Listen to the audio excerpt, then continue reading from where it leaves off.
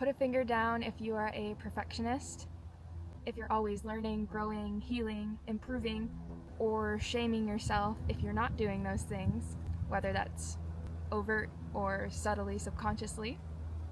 Put a finger down if you had emotionally unavailable parents, are a people pleaser or heavily attuned to the needs of others, heavily attuned to the energy in a room. And put a finger down if you find that no matter how much you are achieving or what big things that you're experiencing and healing, you keep moving the goalpost back further in your life and never really being satisfied with things being enough or yourself being enough. All right, let's talk about building our entire identities on being exceptional, being the best at things, being the jack of all trades, being the most compassionate, the most kind, the most present, top in our workplace, innovative, creative, most healed, learning a bunch of languages, being super fashionable, whatever sectors you find yourself being exceptional in. Part of you is doing it because you're an exceptional being. Of course, why not do your absolute best? Why not show the world that you're gonna give it all you've got? That's the healthy part of it. But when you're fitting a few of these criteria, like not growing up with emotionally available parents or some sort of support structure that's giving you the type of love that your being is craving, unconditional love as a child, no matter how you're performing, because your love is not based on your productivity. You are inherently worthy. In an ideal world, your parents would see you as so valuable just for your pure beingness. But a lot of our parents were not present, were not emotionally available, got divorced, separated, whatever the conditions were abusive. And somewhere along the way, you realize that you can get a lot of love and attention for being exceptional. It turns heads and it provokes attention that might have not been there otherwise. I mean, that makes sense. It's like your kid is showing these exceptional traits or they're such a genius, and maybe you didn't even get attention that you were looking for from your parents.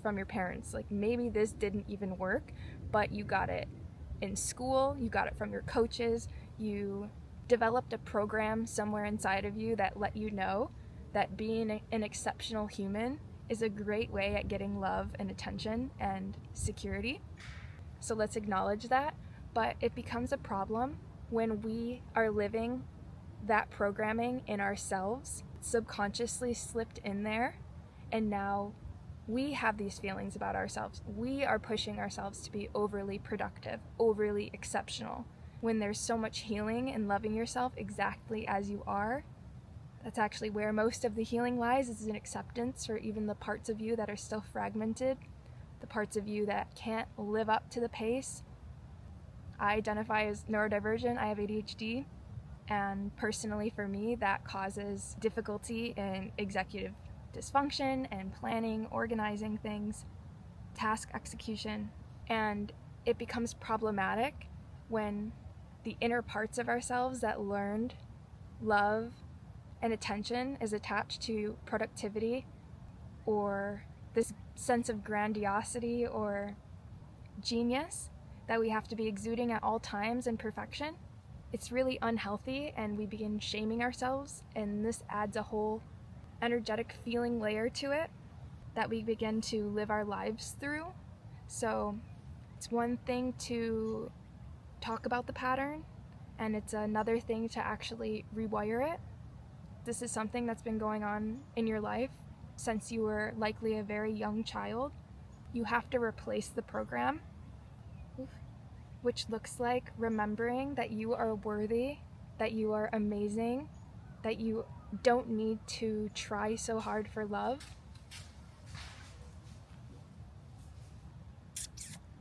There is a sense of motivation and inner drive that comes from within to be great, but that feels different and feels a lot lighter and whole than when we're looking outside of ourselves for that external validation.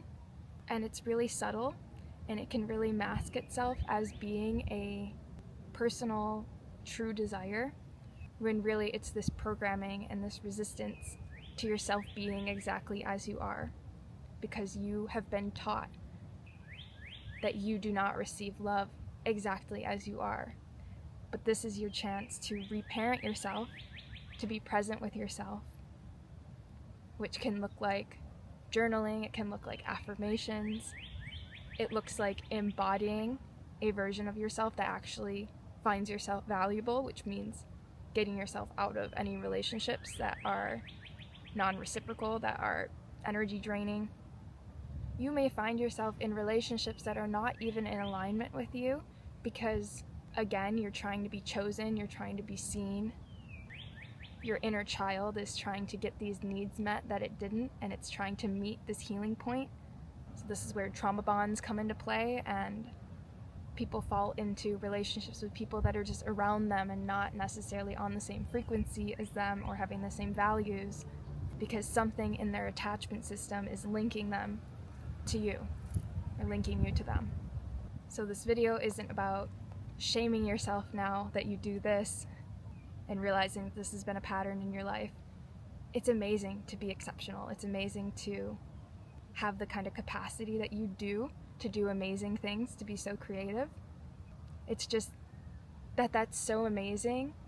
I want you to be coming from a place of love and a place of wholeness within yourself when you're offering this to the world, and just making that slight switch is how you turn to the effortless mode, because whatever you're doing is feeling so good and so in alignment. It's not pointing to a place of lack within you. It's not searching for external validation. You're just teeming with joy and creativity and genuine excitement for life. But when we're so strict with ourselves and we have our inner critic and we're constantly performing and being perfectionistic about everything and worrying about what other people are thinking and how they're going to perceive it, this creates so much tension and inner resistance rather than flow. And creativity, we are a wellspring of creativity. It is always flowing. But when you try to perfect it and contort it and get overly analytical, you're creating stop points in the flow of movement. When you can just get ideas and act on them and not redo, keep doing better. This video is a call for you to pay attention to this energy pattern in your life if you find yourself resonating with these words. It's not something that you need to fix. You don't need to just become mediocre. You don't have to reverse any of this. It's just to pay attention to where it's coming from.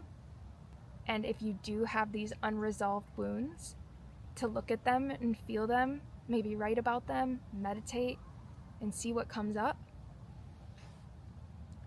Just because we end up seeing life through the wounds that we never healed, they color the lens of our existence, and there's really a lot of layers to this. It's not just one thing that you're doing it, and when it's a pattern, it'll come up over and over again to be seen through.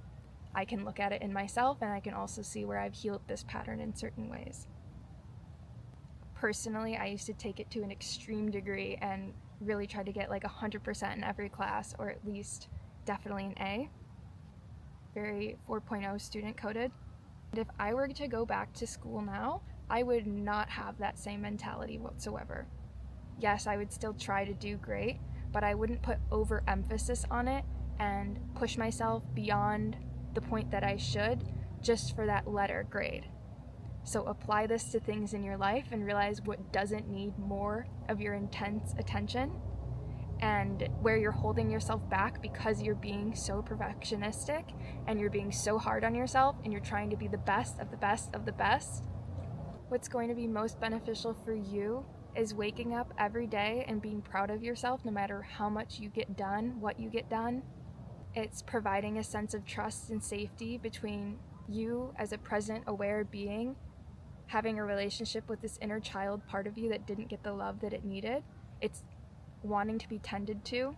It's wanting some attention. So give yourself that validation that maybe you never got in the way that you were hoping for. See yourself in the way that you wanted your parents to see you, or your family structure, where they just didn't have the consciousness or the awareness or the presence to do that.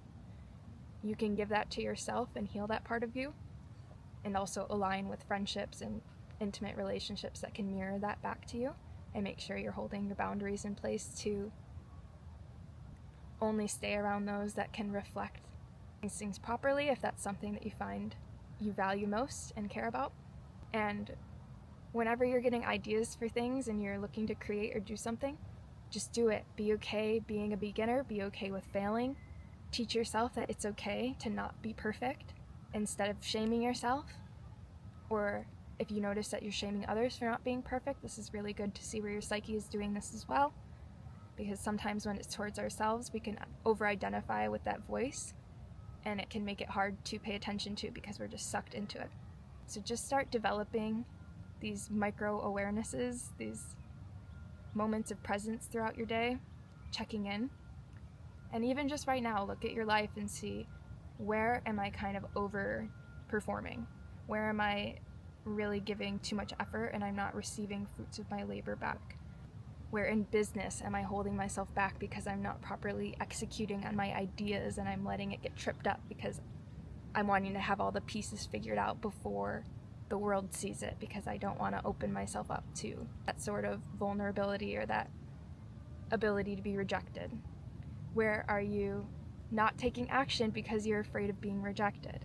Because you've learned that you must be good, that you must be perfect, that you must be exceptional. These are subconscious things that are running, so just realize that it's not just this loud mouth thing. Maybe it is, maybe your inner critic's really loud and you resonate with that, but a lot of the times it's super sneaky, because these mind structures are trying to stay hidden from themselves, to not be revealed. They're trying to control you in certain ways. These parts have developed to keep you safe and to keep you sheltered from perceived rejections. So you're hard on yourself before you even show your creations to the world. You've allowed yourself to be your biggest critic, but that is holding you back from your highest expression. I'm going to stop this right here. It's getting a bit long, but thank you so much for listening to that. Let me know if it resonated with you in the comments below. Also, if you don't mind giving a little like and a little subscribe, that would help your girl out, and that makes sure that I see you again and that we can chat about all the things about love and metaphysics and reality creation and presence. I will see you next time.